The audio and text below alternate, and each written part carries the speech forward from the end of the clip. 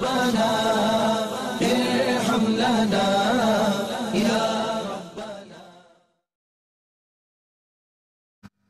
حضور نبی اکرم صلی اللہ علیہ وآلہ وسلم بارک نے قبروں کو پکا کرنے سے منع فرمایا ہے. ہر ایک مسئلے کی کوئی نہ کوئی وجہ ہوتی ہے. اگر قبروں کو پکا کرنے سے منع کی وجوہات کو آپ جانیں گے کہ حضور نبی اکرم صلی اللہ علیہ وسلم نے قبروں کو پکا کرنے سے کیوں منع فرمایا، تو اس میں سے بہت سارے آپ کو روایات ایسے ملیں گے کہ حضور نبی اکرم صلی اللہ علیہ وسلم نے کفار کی قبروں کو پکا کرنے سے منع فرمایا.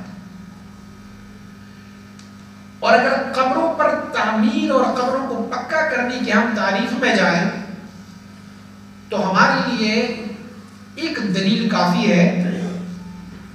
کہ حضرات اصحاب کہف رضوان اللہ تعالی علیہم اجمعین، آپ مبارکین جس غار میں تھے اس غار کے اوپر تو کوئی بنا نہیں کر سکتے، لیکن اس غار کے آس پاس لنتخذن علیہم مسجدا، لوگوں نے یہ کہا کہ ہم ان کی قریب ایک مسجد بناتے ہیں. وہاں مسجد بنانے کی وجہ کیا تھی؟ اس میں فقہا فرماتے ہیں اسی لیے کہ وہاں پر مسجد بنے تو مسجد ان قبور کے لیے ایک نشانی کے طور پر استعمال کی جائے. اور رب کائنات نے فرمایا وَمَن يُعَظِّمْ شَعَائِرَ اللَّهِ فَإِنَّهَا مِن تَقْوَى الْقُلُوبِ، جو اللہ کی نشانیوں کی تعظیم کرتے ہیں یہ وہ لوگ کرتے ہیں جن کے قلب میں اللہ نے تقوی ڈالا ہوا ہے. ہم اللہ کے دوستوں کی قبروں کو پکا کیوں کرتے ہیں؟ حدیث شریف میں اس بات کی جواز کی ثبوت ہے کہ حضور نبی اکرم صلی اللہ علیہ وسلم نے قبروں کو نشاندار بنایا ہے، نشانیاں لگائی، یہ فلاں کی قبر ہے، یہ فلاں کی قبر ہے. اور کئی ایسے احادیث موجود ہے کہ پتھر لگا کے ان قبروں کو نشاندہی کرائی گئی، جیسے مصعب بن عمیر رضی اللہ عنہ کی، سیدنا حمزہ رضی اللہ عنہ کی قبر مبارک کے حضور نبی اکرم صلی اللہ علیہ وسلم کی حیات مطہرہ میں ان کی ارد گرد پتھر لگا کے نشانی رکھی کہ یہ میرے چچا سیدنا حمزہ کا قبر ہے رضی اللہ تعالیٰ عنہ، اور یہ حضرت مصعب بن عمیر رضی اللہ تعالیٰ عنہ کا قبر ہے. آپ تاریخ اور ہسٹری کو دیکھیں کہ حضور سید عالم صلی اللہ علیہ وسلم مبارک جب بعد از ہجرت اپنی والدہ ماجدہ سیدہ طیبہ طاہرہ آمنہ رضی اللہ تعالیٰ عنہ آپ مبارکہ کی قبر انور پر حاضری دیتے ہیں تو آپ مبارک نے ان کی قبر کو ایسی صورتحال میں پایا کہ قبر جو تھا وہ زمین کے ساتھ ہموار تھا. تو حضور سید عالم صلی اللہ علیہ وسلم نے فرمایا یہ میری والدہ کا قبر ہے. اور مشہور معروف حدیث بھی آپ نے سنی ہوگی کہ حضور نے اپنی والدہ کو اللہ کی اذن سے زندہ فرمایا، اپنی والد کو اللہ کی اذن سے زندہ فرمایا. تو حضور نے وہ نشانی لگائی اس قبر پر، قبر کو بنایا، بنانے کے بعد وہ نشانی جو لگائی گئی تھی نا وہ پتھر ارد گرد لگا کے نشاندار بنایا تاکہ یہ معلوم ہو کہ یہ میری والدہ کی قبر انور ہے. اس بنیاد کو بنا کے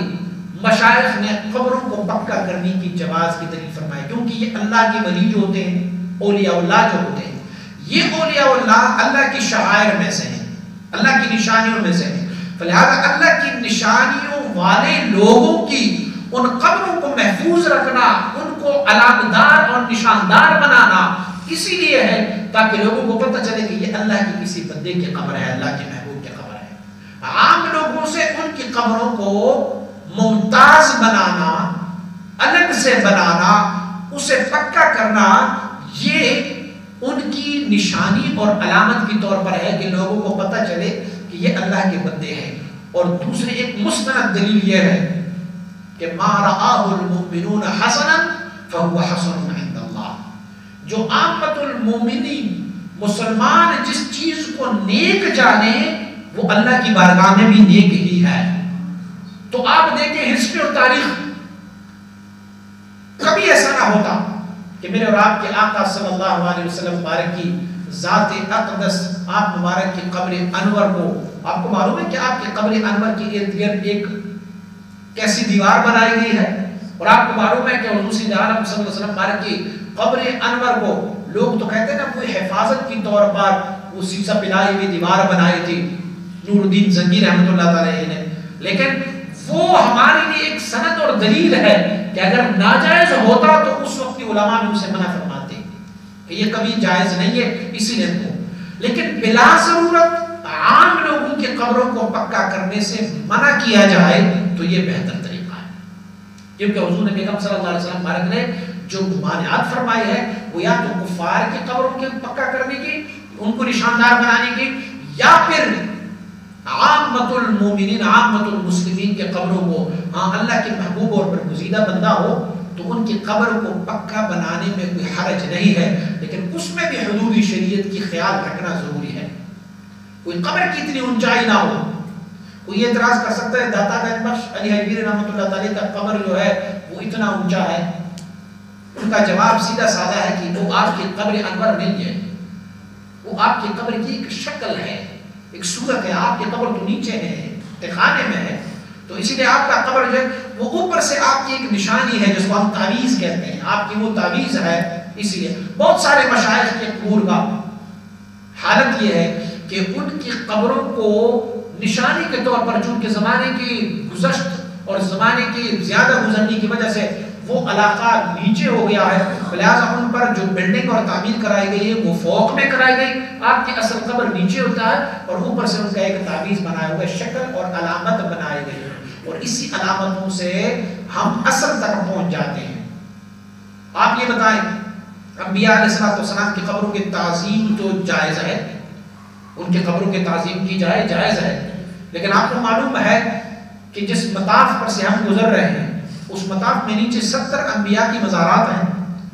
لیکن ان کی تعظیم نہ ہونے کی وجہ سے، کسی نے اس کو نشاندار نہ بنانے کی وجہ سے آج کل معلوم ہے، ہمیں معلوم ہی نہیں ہے کہ ان انبیاء کی مزارات کہاں ہیں، لیکن جن انبیاء کی، جن صالحین کی قبروں کو نشاندار بنایا گیا، جن کو پکا کر کے بنایا گیا، وہ آج بھی ہمیں معلوم ہے کہ یہ فلان ولی کی زیارت ہے، فلان نبی کی قبر انور یہ ہے۔ لہذا عامت المومنین کے لیے بھی اور اولیاء اللہ کے قبور کے لیے بھی